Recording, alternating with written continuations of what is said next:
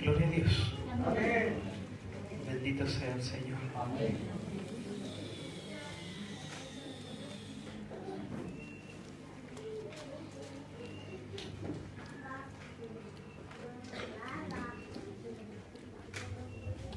Abra su Biblia, por favor. Efesios,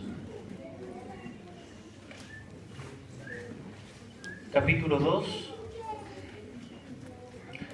verso 1.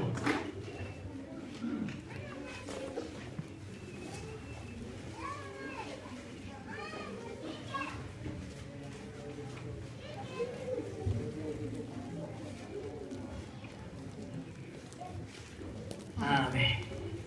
Efesios capítulo 2, verso 1.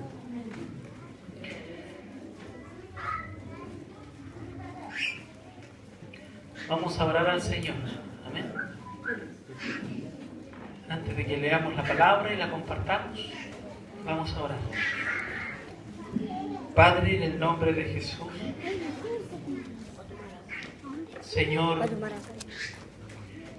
es conocido delante de usted, Padre, la necesidad de la iglesia, la necesidad de mis hermanos y también, Señor, la mía. Dios eterno, en el nombre de Jesús, queremos presentar nuestras vidas delante de usted, para que así, Dios mío, usted haga su voluntad en este tiempo. Rogamos, Señor, que las palabras nuestras falten. Que falten mis palabras, Señor, y que este tiempo se enriquezca con su palabra. Conceda usted la sabiduría, concédanos usted la inteligencia. Amén. Padre, concédanos usted el poder hablar una palabra inspirada por su Espíritu Santo. Sí, mi Dios, porque las necesidades de su iglesia solamente usted las conoce. Nosotros podemos conocer algunas, Padre bueno, pero aquí hay tantos, Señor. Hay algunos con los cuales nunca hemos cruzado una palabra, Padre. Es imposible que yo pueda conocer las necesidades de todos los que están aquí presentes. Por eso le ruego, Dios mío, que usted haga en este tiempo su voluntad. Señor, que tenga usted misericordia de mi vida para ser usado en esta noche. Señor, y misericordia de su iglesia para que haya una palabra para ella, Señor eterno. Una palabra que le haga bien. Una palabra que le enriquezca, Padre celestial. Una palabra que, Dios mío, que sea oída con fe en cada uno de nosotros, Señor. Se lo pido en el nombre de Jesús. Amén. Amén. Cuán importante es que cuando oímos una palabra, esta palabra pueda ser oída con fe. Lo hemos estado compartiendo mayormente en los estudios bíblicos. Hemos estado repitiendo un poco acerca de la importancia de la fe en el creyente. Porque eso somos nosotros, ¿cierto? Somos creyentes. Somos personas, hombres o mujeres, que creemos en algo. Y en este caso creemos en Jesucristo como nuestro Señor y Salvador. Por eso que somos creyentes en Jesucristo. De ahí que se nos llama cristianos, ¿cierto? Porque por causa de esa fe que tenemos en Jesucristo, somos seguidores de Él. Por eso que se nos llama cristianos. Ya lo demás, ¿cierto? Lo de evangélico o lo de canuto, ya eso es algo que fue añadido. La Biblia nos hace llamar, ¿cierto? Dice que nos llamamos cristianos, seguidores de Jesús. Y lo somos porque somos personas que cuando nos encontramos con Cristo, cuando salió la palabra delante de nuestras vidas, nosotros creímos. Algunos nos demoramos más, otros se demoraron menos. Algunos creyeron a la primera predicación, otros creyeron después de muchas predicaciones. Y hay otros que todavía están ahí, ¿cierto? En esa línea que se debe cruzar por medio de la fe. Pero el creer no es importante solamente en el principio. No solamente nosotros necesitamos creer para recibir a Cristo en nuestra vida como Señor y Salvador para que nuestros pecados sean perdonados, sino que el Evangelio, la palabra de Dios, la vida del Hijo de Dios, la vida a la cual Dios nos ha llamado a vivir, es una vida que necesita, que debe tener como fundamento, como sustento la fe. De manera tal que Romanos, ¿cierto?, del apóstol Pablo, él menciona acerca de cómo la fe se produce. Él dice que la fe es por el oír, y el oír por la palabra de Dios. De manera que cuando Dios, ¿cierto?, trae a nuestras vidas una palabra, lo hace Dios, ¿cierto?, con el propósito, con la intención de producir fe en nuestras vidas. Que nosotros podamos creer en Él, creer más de aquello en lo que hemos creído hasta ahora. Por eso que cuando hablamos de un Dios que vence gigantes, de un Dios que le permitió a David, ¿cierto?, a través de una piedra, vencer a un gigante, cuando hablamos de ese Dios, es para que la fe en nosotros tome una forma, de manera tal que cuando lleguen los problemas, cuando lleguen las dificultades, cuando aparezcan nuestros propios gigantes, nosotros tengamos la confianza de que hay un Dios que vence gigantes. Y no los vence Él, ¿cierto? No es solamente un Dios que vence al gigante, Él enviando un ángel, sino que hemos visto a Dios venciendo gigantes, ¿cierto?, enviando a sus siervos. Hemos visto a Dios ganando batallas, enviando a sus ángeles, y vemos a Dios, ¿cierto?, ganando batallas, utilizando la vida de aquellos que le sirven. Por lo tanto, no debemos esperar que un ángel aparezca del cielo para darnos la victoria, porque Dios, por medio de su palabra, nos hace saber de que la victoria Él la puede entregar en nuestras manos, usándonos a nosotros mismos. Entonces hay una fe que comienza a ser formada. Conforme vamos oyendo la palabra de Dios, entonces la fe va siendo formada en nosotros para que, conforme la fe va siendo formada, nos vayamos pareciendo cada día más a Jesucristo, nuestro Señor y Salvador. Porque el final, ¿cierto? El final de que nosotros oigamos una palabra, el final de que nosotros seamos formados en la fe, es que Cristo se forme en nuestras vidas. Es que Jesús se forme en nosotros. Y por la fe creemos que es así. Por la fe creemos que Cristo se va a formar en nuestras vidas. Si alguno, ¿cierto?, todavía tiene esa sensación de que llegar a ser igual a Cristo es algo imposible, entonces ese es alguien que no cree en aquello para lo cual Dios lo ha llamado. Porque Dios te ha llamado para formar a Cristo en tu vida. Amén. Dios te ha llamado para formar a Cristo en tu vida, para que tú seas santo, para que nosotros seamos santos, para que miremos como Jesús, para que hablemos como Jesús, para que pensemos como Jesús, para que caminemos como Jesús. El día martes compartíamos un poco acerca del pensamiento de Dios y el pensamiento nuestro, y decíamos, los pensamientos de Dios son más altos que nuestros pensamientos. Pero Dios nos ha dado de su Espíritu, para que en aquello, ¿cierto?, donde nuestros pensamientos son distintos a los de Dios, nosotros nos vayamos pareciendo a Él. Al comienzo la distancia es muy grande entre Dios y nosotros respecto al modo de pensar, pero conforme va pasando el tiempo, conforme van avanzando los días, conforme vamos oyendo una palabra, nuestros pensamientos comienzan a acercarse a los pensamientos de Dios. De otra manera no seríamos nunca misericordiosos.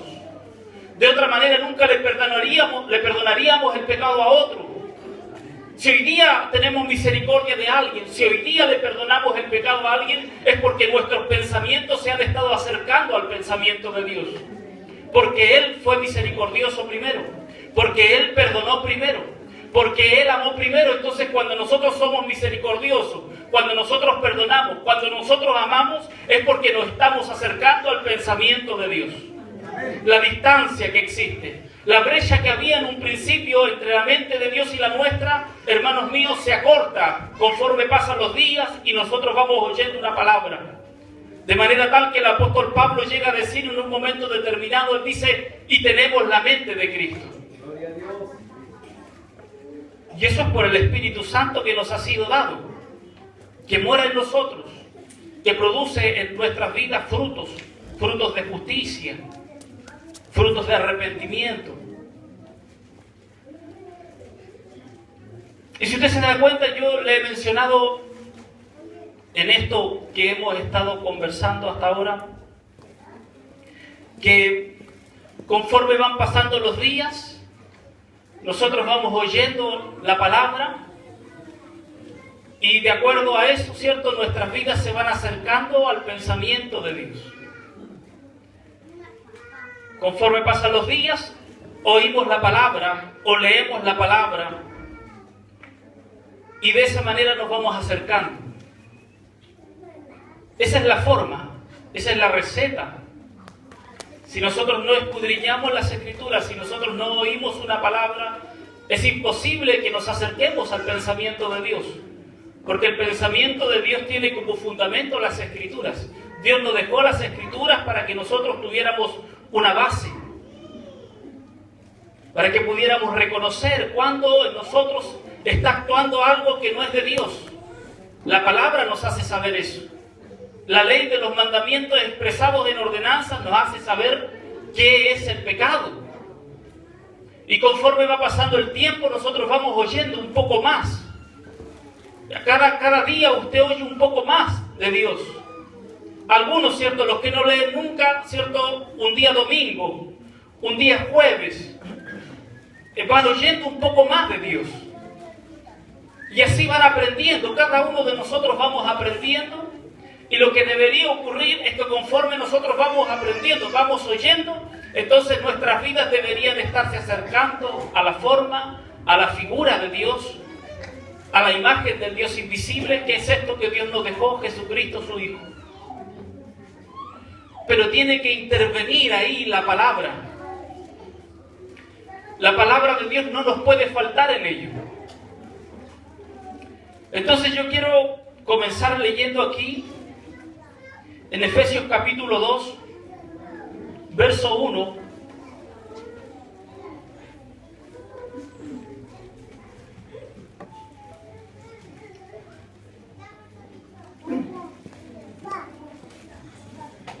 Efesios capítulo 2, verso 1.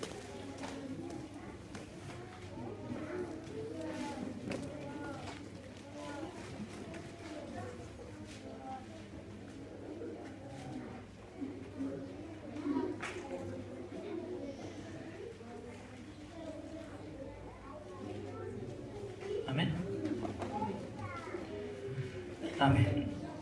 Y Él os dio vida a vosotros cuando estabais muertos en vuestros delitos y pecados, en los cuales anduvisteis en otro tiempo, siguiendo la corriente de este mundo, conforme al príncipe de la potestad del aire, el espíritu que ahora opera en los hijos de desobediencia, entre los cuales también todos nosotros vivimos en otro tiempo, en los deseos de nuestra carne, haciendo la voluntad de la carne y de los pensamientos, y éramos por naturaleza hijos de ira, lo mismo que los demás. Pero Dios, que es rico en misericordia, por su gran amor con que nos amó, aun estando nosotros muertos en pecados, nos dio vida juntamente con Cristo. Por gracia sois salvos. Y juntamente con Él nos resucitó, y asimismo nos hizo sentar en los lugares celestiales con Cristo Jesús, para mostrar en los siglos venideros las abundantes riquezas de su gracia, en su bondad para con nosotros en Cristo Jesús. Porque por gracia sois salvos por medio de la fe, y esto no de vosotros, pues es don de Dios, no por obras, para que nadie se gloríe. Porque somos hechura suya, creados en Cristo Jesús para buenas obras, las cuales Dios preparó de antemano para que anduviésemos en ellas. Por favor, Tito, abra su Biblia en Tito, en la epístola escrita a Tito,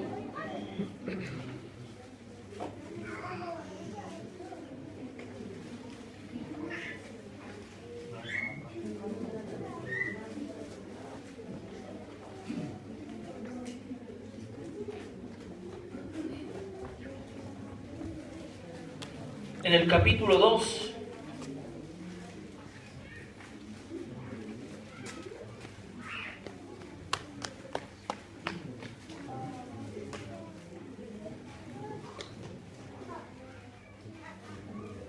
Vamos a leer del verso 1 en adelante. Quiero que ponga atención aquí en lo que vamos a leer. No vamos a hablar de todo lo que vamos a leer, pero quiero que ponga atención cómo Dios se preocupa de enseñarle a la iglesia respecto de toda la forma de vivir que nosotros tenemos que llevar. Dios no es un Dios que solamente nos va a enseñar a cómo comportarnos aquí, en el templo. Él es un Dios que nos va a enseñar a comportarnos en todo lugar, donde quiera que nosotros estemos, trabajo, casa, por la calle, ¿cierto?, en la feria. Donde quiera que nosotros estemos, Dios, ¿cierto?, nos va a querer enseñar, nos va a querer mostrar cuál tiene que ser nuestro proceder, cómo tiene que comportarse usted, cómo tengo que comportarme yo. Entonces, si bien no vamos a hablar de todo lo que sale aquí, me interesa que usted ponga atención para que mire cómo Dios, ¿cierto?, se preocupa de la enseñanza en la vida de sus hijos. Mire, pero tú habla lo que está de acuerdo con la sana doctrina. Y aquí comienza a aconsejar. Que los ancianos sean sobrios, serios, prudentes, sanos en la fe, en el amor, en la paciencia. Las ancianas asimismo sean reverentes en su porte, no calumniadoras, no esclavas del vino, maestras del bien. Que enseñen a las mujeres jóvenes a amar a sus maridos y a sus hijos, a ser prudentes, castas, cuidadosas de su casa, buenas, sujetas a sus maridos, para que la palabra de Dios no sea blasfemada. Exhorta asimismo a los jóvenes a que sean prudentes, presentándote tú en todo como ejemplo de buenas obras, en la enseñanza mostrando integridad, seriedad, palabra sana e irreprochable, de modo que el adversario se avergüence y no tenga nada malo que decir de vosotros. Exhorta a los siervos a que se sujeten a sus amos. Aquí está hablando de los que trabajan apatronados. Exhorta, dice, a los siervos a que se sujeten a sus amos, que agraden en todo, que no sean respondones, no defraudando, sino mostrándose fieles en todo, para que en todo adornen la doctrina de Dios nuestro Salvador. ¿Se da cuenta? ¿Se da cuenta que Dios, en estos pocos versículos que nosotros hemos leído, ha abarcado, ¿cierto?, en muy pocas palabras, ha abarcado casi todo el contexto en el que nosotros nos desarrollamos en el día a día? Las mujeres en su hogar, los hombres cuando trabajan, los jóvenes, ¿cierto?, cuando andan por ahí, ¿cierto?, haciendo sus travesuras, los ancianos, ¿cierto?, son todos amonestados, aconsejados por la palabra para que mantengan una forma, una conducta, una manera de vivir. Se les dice a las mujeres ancianas, ¿cierto?, enseñen a las jóvenes a ser buenas esposas. Se les dice a los hombres, ¿cierto?, a los hombres jóvenes se les dice sean ejemplo. Sean ejemplo en palabra, en conducta. Y se va definiendo para cada edad, se va definiendo para cada género, la forma, la manera en cómo Dios quiere que el hombre y la mujer se comporten. ¿Y por qué lo hace de esa manera? Miren, versículo 11. Porque la gracia de Dios, la gracia de la cual leímos en Efesios capítulo 2, esa gracia de Dios que nos salvó, que cuando nosotros estábamos muertos en nuestros delitos y pecados, Dios, cierto, nos dio vida juntamente con Cristo. Esa gracia se manifestó a nuestras vidas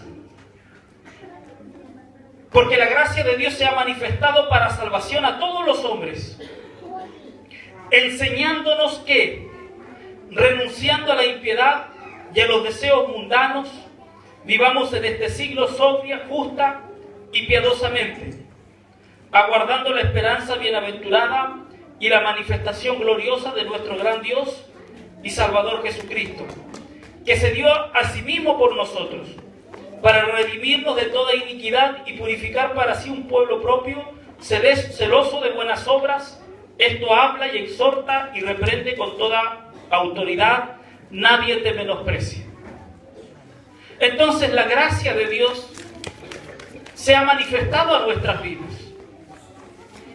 Dios salió a nuestro encuentro.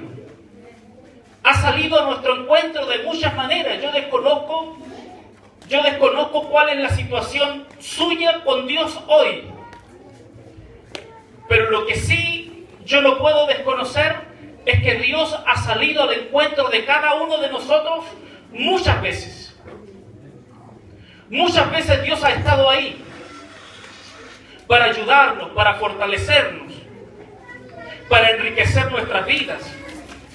Muchas veces Dios ha estado ahí para salvarnos, para presentarnos la salvación. Muchas veces Dios estuvo, aquellos que ya somos salvos, que hemos recibido la salvación, Dios muchas veces se presentó en nuestro caminar para mostrarnos la salvación porque Él quería salvarnos. Y aquellos que todavía, ¿cierto?, no están seguros de su salvación, entonces debo decirles, Dios también se ha presentado muchas veces a sus vidas para salvarlos. ¿Y por qué digo aquellos que no están seguros de su salvación? Porque, hermano mío, aquel que ha recibido a Cristo, la Escritura nos enseña de que aquel que ha recibido a Cristo, el Espíritu mismo le da testimonio de que Él es un hijo de Dios. Ya no hay duda alguna de su salvación.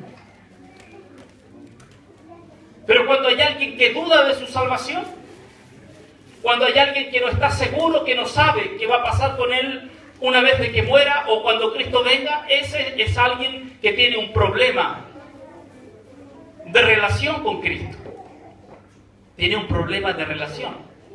Porque cuando el Espíritu de Dios está vivo en nosotros, el Espíritu mismo da testimonio a nuestro espíritu de que somos hijos de Dios. Y de ahí, hermano mío, cuando hay un testimonio del Espíritu, cuando hay una confirmación del Espíritu en la vida del hombre, eso no te lo puede sacar nadie. Puede venir alguien a decirte que lo que está aquí escrito es mentira. Puede venir alguien a decirte que lo que está predicando alguien es mentira. Puede alguien venir a decirte, cierto, que los pastores son sinvergüenzas. Puede venir alguien a decirte, cierto, que todos los evangélicos son hipócritas. Pero lo que tú has vivido, lo que tú has experimentado, el testimonio que el Espíritu de Dios ha dado a tu vida, eso es algo que nadie te puede quitar, que nadie puede hacer que tú lo niegues, porque tú sabes que es verdad. Tú sabes que Dios es verdad, no, hermano mío, solamente porque ha habido una palabra que te ha declarado que Dios es real, sino que porque tú has experimentado a Dios en tu vida, tú has sentido a Dios en tu vida, tú has palpado a Dios en tu vida, tú lo has visto moverse por ti.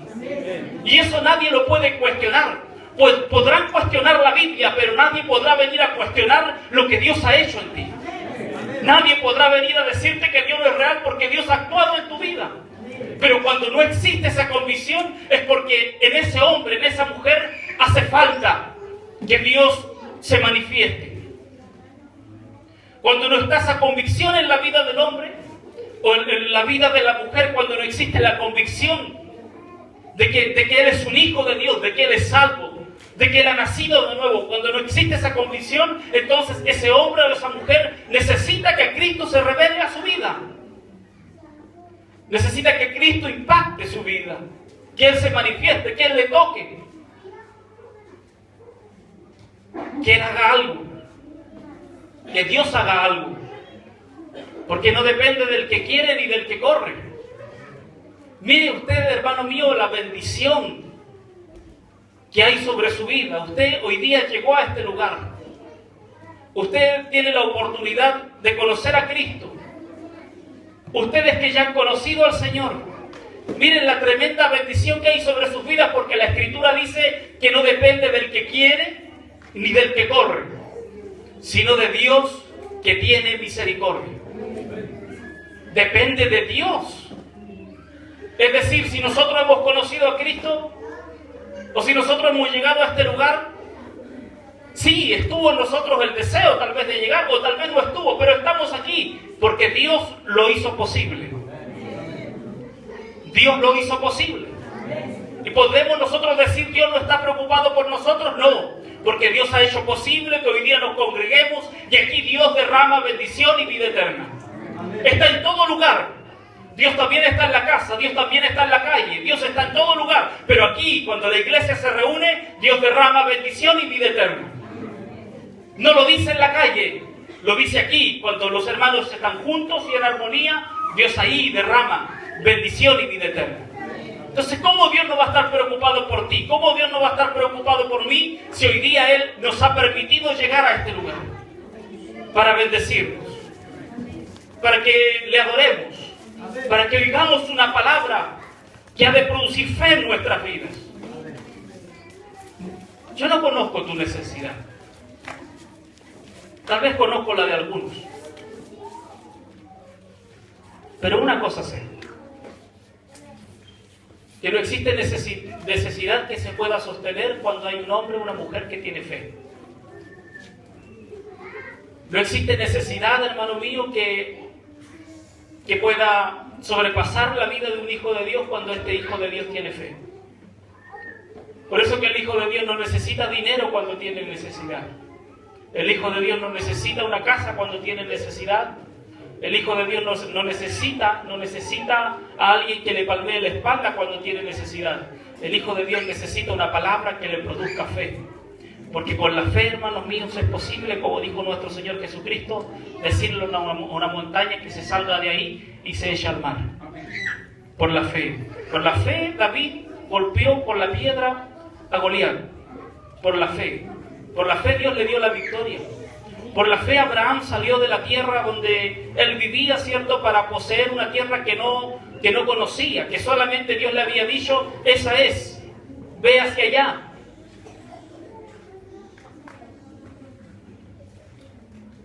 Entonces el Hijo de Dios no necesita otra cosa en su vida, sino tener fe. ¿Tienes problemas? ¿Alguno de ustedes tiene problemas? No levante su mano. Diga amén en su corazón solamente. Pero si tienes problemas, ten fe. Dios te puede ayudar. Dios es poderoso para ayudarte. Dios es poderoso para socorrerte. Dios es poderoso para ayudar a su iglesia. Entonces, teniendo en cuenta nosotros la importancia de la fe y teniendo en cuenta nosotros que Dios, cierto, es un Dios que quiere formar la vida de sus hijos de principio a fin, teniendo en cuenta nosotros de que Efesios, cierto, donde estábamos leyendo recién en el capítulo 2, al final, donde estábamos leyendo, dice, porque somos hechura suya, creados en Cristo Jesús para buenas obras, las cuales Dios preparó de antemano para que anduviésemos en ellas. Si nosotros tenemos en cuenta aquellas cosas, hermanos,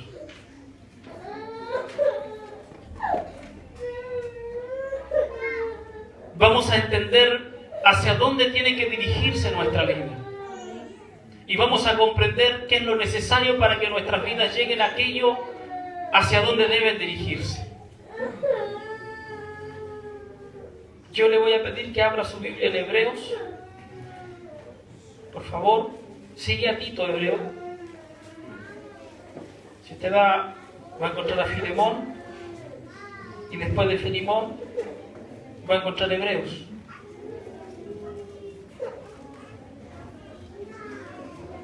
El pueblo de Israel, cuando el pueblo de Israel sale de Egipto, ellos sabían para dónde iban. Porque Moisés les había dicho que el lugar donde ellos iban, cierto, era una tierra que Dios le había prometido a Abraham, la tierra del Cananeo. Una tierra de la cual fluía, cierto, corría leche y miel. Una tierra muy rica, muy bendecida. El israelita sabía que al salir de Egipto lo que le esperaba era esa tierra, esa promesa de Dios. Ellos sabían para dónde iban, lo tenían muy claro. Era su promesa de descanso, de reposo, porque venían saliendo de la esclavitud. Venían saliendo de la opresión que los egipcios tenían sobre sus vidas. Por lo tanto, lo que ellos esperaban, cierto, era un descanso, un reposo para sus almas. ¿Y qué dice Hebreos capítulo 4, verso 1?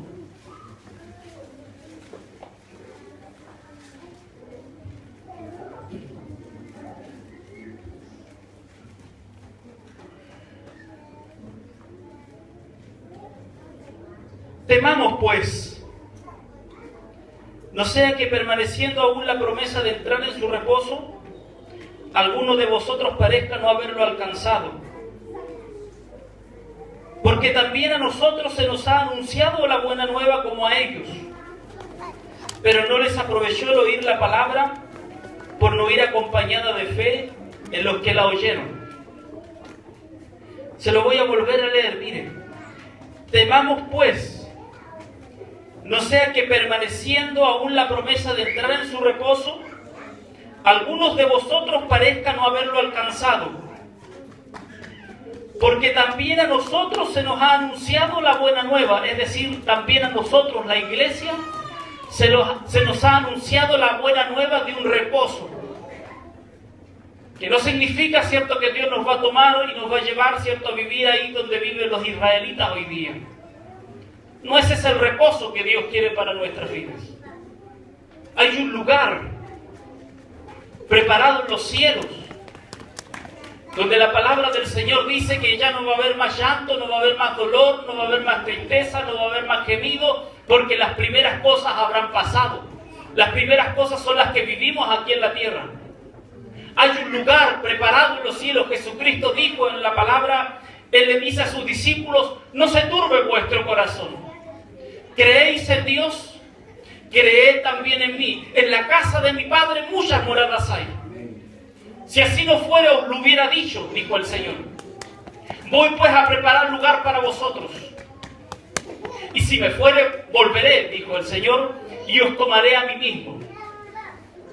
Entonces hay un lugar en la presencia de Dios. Hay un lugar en la casa de Dios.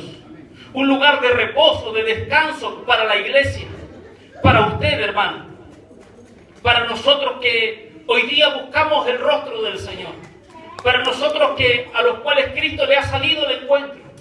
En el cielo hay un lugar para nosotros de descanso.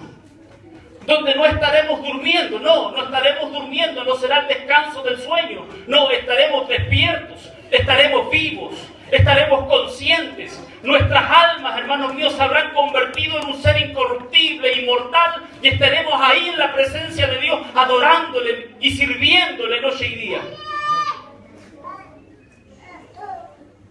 No es como cuando el hombre cree que al morir, cierto, va a descansar y por eso que trata de suicidarse. Busca el camino del suicidio porque cree que al morir va a descansar, porque tiene el concepto de que al morir va a dormir. Nosotros no tenemos esa esperanza. Nuestra esperanza no es la muerte.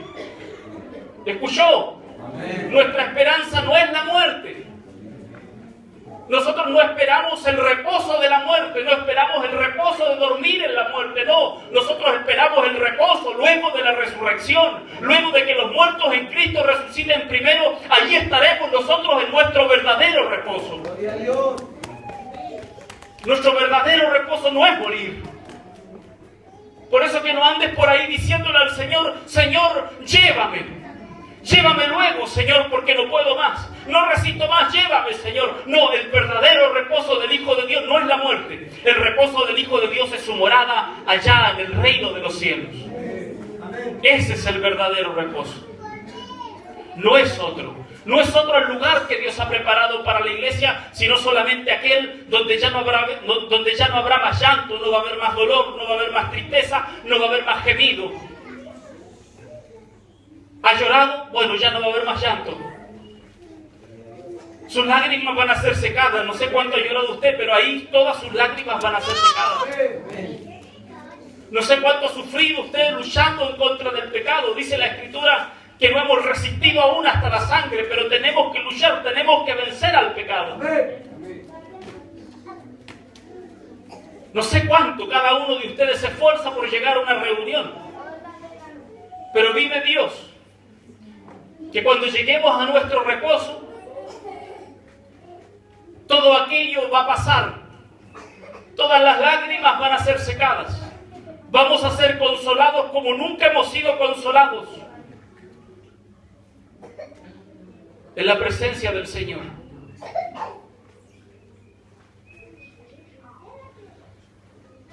Qué lindo, ¿cierto? Qué lindo. Parece película, ¿no?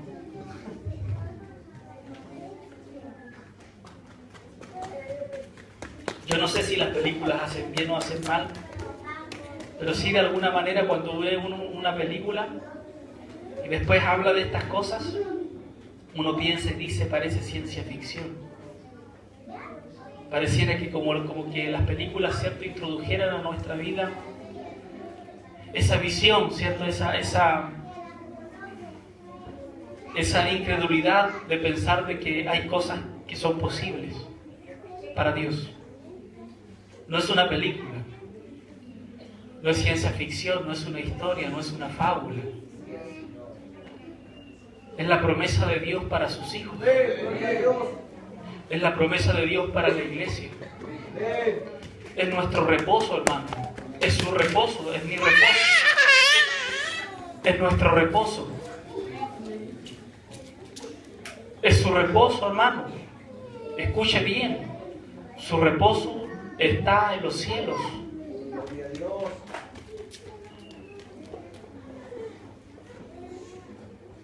Entonces, a nosotros también se nos ha anunciado la buena nueva. Así como al israelita un día se le dijo, y serás libertado de la esclavitud, y serás libertado de los egipcios, y Dios te dará una tierra donde fluye leche y miel. Su tierra prometida, el lugar del descanso para el israelita. Así como se les anunció a ellos aquella buena nueva acerca de una tierra prometida terrenal, así también a nosotros hoy día, en este tiempo, hermanos míos, desde que hemos conocido al Señor en adelante, se nos anuncia la buena nueva de que existe una tierra prometida para nosotros, pero que no es terrenal, sino que es celestial, donde hay un mar cristalino, hermanos míos, donde hay moradas eternas. Así como a ellos se le anunció la buena nueva, también a nosotros se nos ha anunciado la buena nueva. Pero miren lo que le ocurre al hombre. Porque dice aquí el versículo 2, porque también a nosotros se nos ha anunciado la buena nueva como a ellos. Pero no les aprovechó el oír la palabra por no ir acompañada de fe en las que le oyeron. Se les dijo a ellos acerca de la promesa de la tierra prometida, pero no les aprovechó oír esta palabra, porque no la creían. No creían a lo que Dios les tenía prometido. No creían a lo que Dios tenía para ellos. Aún después de haber entrado a la tierra prometida, aún después de que los espías entraron al lugar a ver la tierra, y estos se dieron cuenta de que la tierra era buena, que no había tierra como esa que Dios les iba a dar.